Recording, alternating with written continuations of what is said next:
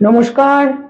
2025 March এবং বৃশ্চিক রাশি বৃশ্চিক লগ্ন 2025 সালের মার্চ মাস বৃশ্চিক রাশি বৃশ্চিক লগ্নের জাতক জাতিকাদের ঠিক কিরকম কাটবে, মাস ভিত্তিক রাশি ফল অর্থাৎ জ্যোতিষের পরিভাষায় যাকে গোচর ফল বলা হয়। বৃশ্চিক রাশি বৃশ্চিক লগ্ন, সাইন স্করপিও, ন্যাচারাল জোডিয়াকের যেটা অষ্টম ঘর বা 8th হাউস। বৃশ্চিক রাশি বৃশ্চিক লগ্নের জাতক জাতিকাদের জন্য এই মার্চ মাসে কি থাকছে, কোয়ালিটি অফ টাইম, সময়ের গুণগত বৈশিষ্ট্য বা সময় কতটা আপনার ফেভারে থাকছে বা সময় কতটা আপনার এগেনস্টে থাকছে। জ্যোতিষশাস্ত্র হচ্ছে মূলত আন্ডারস্ট্যান্ডিং অফ টাইম, সময়কে বোঝা, সময় সম্পর্কে একটা ধারণা, এটাই জ্যোতিষশাস্ত্রের মূল উপযোগিতা। জ্যোতিষশাস্ত্র মানে এটা নয় যে অ্যাস্ট্রোলজারদের কাছে যাওয়া এবং দুর্ভোগ কাটিয়ে যা যা চাইছি সেগুলো নিজের জীবনে যুক্ত করে নিয়ে আসা। এর চেয়ে বড় ভ্রান্তি আর কিছুই হতে পারে না। বহু বৃশ্চিক রাশি বৃশ্চিক লগ্নের জাতক জাতিকারা প্রচুর কমপ্লেন করেন, বিভিন্ন কমেন্টে পাই বা কিছু। বৃশ্চিক রাশি বৃশ্চিক লগ্নের জাতক জাতিকাদের মধ্যে যেমন বহু মানুষ রয়েছেন অনেক দুর্ভাগ্যের শিকার, আবার বহু মানুষ রয়েছেন অভূতপূর্ব সৌভাগ্য, সেটাও কিন্তু আছে। তো এখানে ইচ ইন্ডিভিজুয়াল ইজ ইউনিক, প্রত্যেকটা মানুষের বার্থ চার্ট ইউনিক, প্রারব্ধ আলাদা, সমস্ত কিছুই কিন্তু আলাদা। জেনেটিক কোয়ালিটি আলাদা, সিদ্ধান্ত নেবার ক্যাপাসিটি আলাদা, আমাদের মেরিট, আমাদের সিদ্ধান্ত, আমাদের অ্যাকশন আমাদের বিপন্ন করে, আর আমরা ভাগ্যের দোষ দিই। তো যাই হোক, বৃশ্চিক রাশি এবং বৃশ্চিক লগ্নের জন্য এই মার্চ মাস ঠিক কিরকম হতে চলেছে সেটা জানবার বা বোঝবার জন্য যেটা আমাদের প্রথমেই করতে হয় তা হচ্ছে গোচরে বা ট্রানজিটে মার্চ মাসে গ্রহদের কি অবস্থান তৈরি হচ্ছে, যে সৌরমণ্ডলে, যে সোলার সিস্টেমে আমরা রয়েছি। বৃশ্চিক রাশি বৃশ্চিক লগ্নের জন্য তাদের রাশি লগ্নের অধিপতি মঙ্গল পুরোটা মাসই তাদের অষ্টম ঘরে থাকছে, সপ্তমে বৃহস্পতি থাকছে এবং বৃহস্পতির পূর্ণ দৃষ্টি রাশি লগ্নের উপর থাকছে। একাদশে কেতু থাকছে, 4th হাউসে শনি থাকছে 29th মার্চ পর্যন্ত। 29th মার্চ শনি পঞ্চমে সঞ্চার করবে বা গোচর করবে।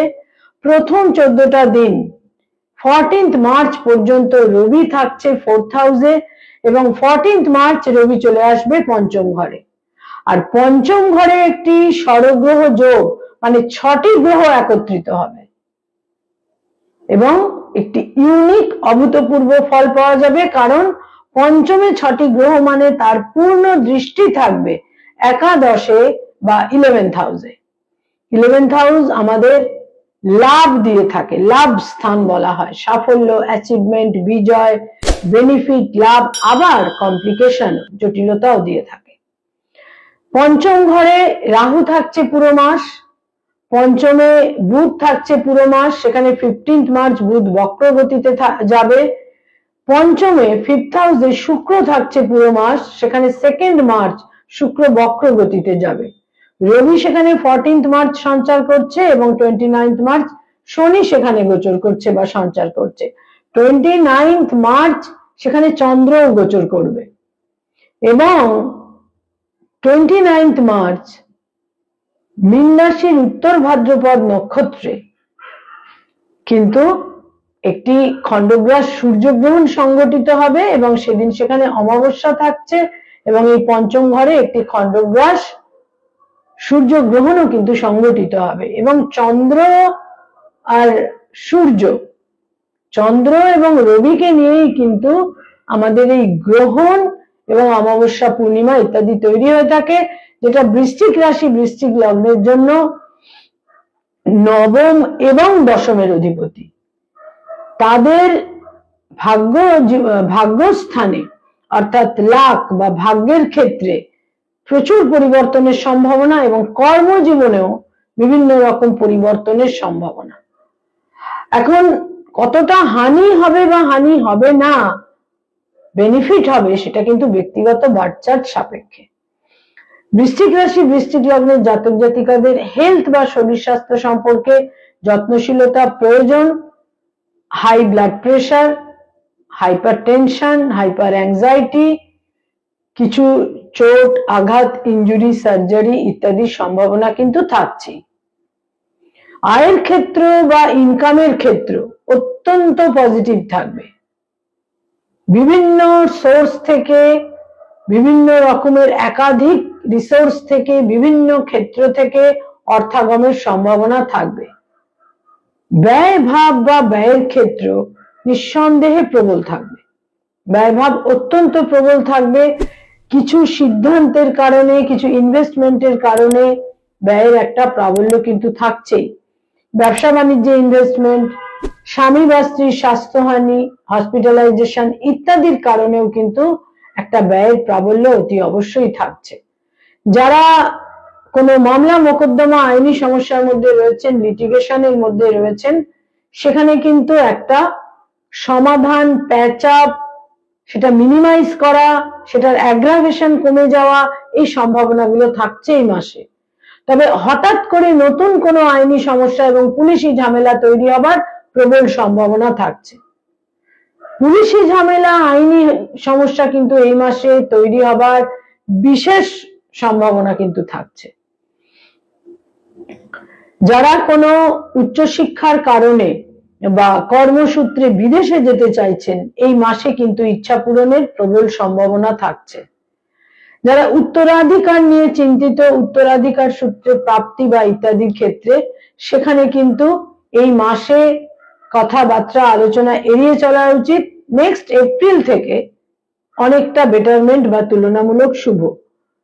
যারা ডক্টর, মেডিকেল ফিল্ডে রয়েছেন, হিলিং প্রফেশনে রয়েছেন, সেখানে এই মাসে সাফল্যের দিক অতি অবশ্যই থাকছে, কিন্তু লাস্ট উইক অতটা ফেভারে থাকছে না। লাস্ট উইকে কিছু ডিসপিউট, গোলযোগ তৈরি হতে পারে। যারা অ্যাডভোকেট, লয়ার, আইনি পরামর্শ দিয়ে থাকেন, তাদের ইন্টেলিজেন্স, বুদ্ধিমত্তা, সিদ্ধান্ত নেওয়ার ক্ষমতা, ট্যাক্টফুলনেস, মেরিট বিশেষ শুভ ফল দেবে। যারা মানি মার্কেটে রয়েছেন, stock market, share market, insurance, banking sector, invest করিয়ে থাকেন এজেন্ট হিসেবে, চার্টার্ড অ্যাকাউন্টেন্ট, নিজস্ব চার্টার্ড ফার্ম রয়েছে, এই সমস্ত ক্ষেত্রে শুভ ফল। তবে সিদ্ধান্ত নেওয়ার ক্ষেত্রে সতর্ক থাকতে হবে। সিদ্ধান্তগুলো যেন অ্যাকর্ডিংলি হয়, দূরদর্শিতার সঙ্গে সিদ্ধান্তগুলো নিতে হবে। যারা সৃষ্টিশীল কাজ করে থাকেন, যারা ক্রিয়েটিভ ফিল্ডের মানুষ, অভিনয়ের জগতে রয়েছেন, বাচিক শিল্পী, সঙ্গীত শিল্পী, ইনস্ট্রুমেন্ট বাজিয়ে থাকেন, বিভিন্নভাবে ক্রিয়েটিভিটির সঙ্গে যারা সংযুক্ত, সেখানে কিন্তু একটা আশাহত হতে পারেন। সেখানে কিছুটা অর্থ নষ্ট হতে পারে, ব্যাড ইনভেস্টমেন্ট কোনো কোনো ক্ষেত্রে হতে পারে। ইনোভেটিভ লেখালেখির ক্ষেত্রে কিন্তু বিশেষ শুভ ফল লাভের সম্ভাবনা এই মাসে থাকছে, বিশেষ করে প্রথম দুটি সপ্তাহে। যারা সরকারি চাকরি করেন, গভর্নমেন্টের সঙ্গে কানেক্টেড হয়ে কাজকর্ম করেন, গভর্নমেন্ট জবের মধ্যে রয়েছেন, বিশেষ করে অ্যাডমিনিস্ট্রেটিভ ফিল্ডে রয়েছেন, যারা আমলা, একটা বিশেষ ক্ষমতায় রয়েছেন, বিশেষ সতর্ক থাকতে হবে এই মাসে। উপরওয়ালার সঙ্গে, বসের সঙ্গে, ইমিডিয়েট বসের সঙ্গে একটা কনফ্লিক্ট, মতভেদ, একটা মানসিক উদ্বেগের ক্ষেত্রে কিন্তু তৈরি হতে পারে। যারা গভর্নমেন্টের সঙ্গে কানেক্টেড হয়ে কাজকর্ম করেন, সেখানে কিন্তু মানসিক উদ্বেগ থাকলেও কোনো কোনো ক্ষেত্রে ফেভার এবং সাপোর্ট আপনারা পাবেন। বেসরকারি ক্ষেত্রে যারা কাজ করেন, বিশেষ শুভ ফল লাভের সম্ভাবনা। এবং যারা বেসরকারি ক্ষেত্রে কোনো জব সার্চ করছেন, সেখানেও কিন্তু শুভ ফল লাভের সম্ভাবনা, এমনকি অন্য কোনো স্টেটে বা বিদেশেও কর্মলাভের সম্ভাবনা রয়েছে। যারা পড়ানোর কাজ করেন, স্কুল, কলেজ, ইউনিভার্সিটিতে পড়িয়ে থাকেন, ফ্যাকাল্টি হিসেবে বিভিন্ন ইনস্টিটিউটে পড়ান, শিক্ষক, শিক্ষয়িত্রী, অধ্যাপক, অধ্যাপিকা, শুভ ফল লাভের সম্ভাবনা রয়েছে। তাদের প্রতি অন্য মানুষদের, কলিগদের, তাদের সারাউন্ডিংসে যারা রয়েছেন, সেখান থেকে একটা পজিটিভ ভাইব তারা অতি অবশ্যই পাবেন।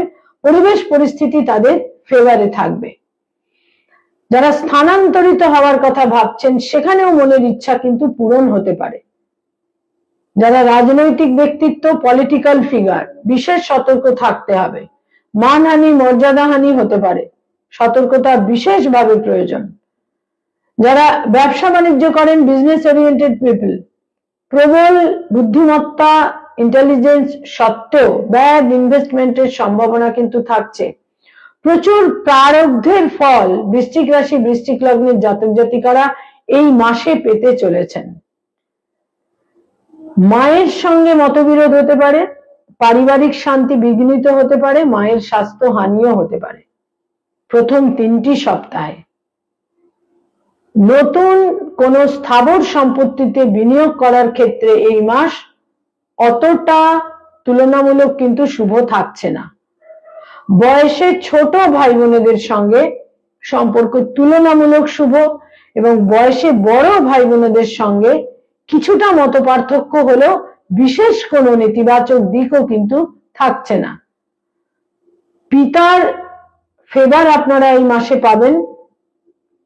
পিতার বিভিন্ন রকমের ফেভার সাপোর্ট এই মাসে অতি অবশ্যই কিন্তু আপনারা পেতে চলেছেন।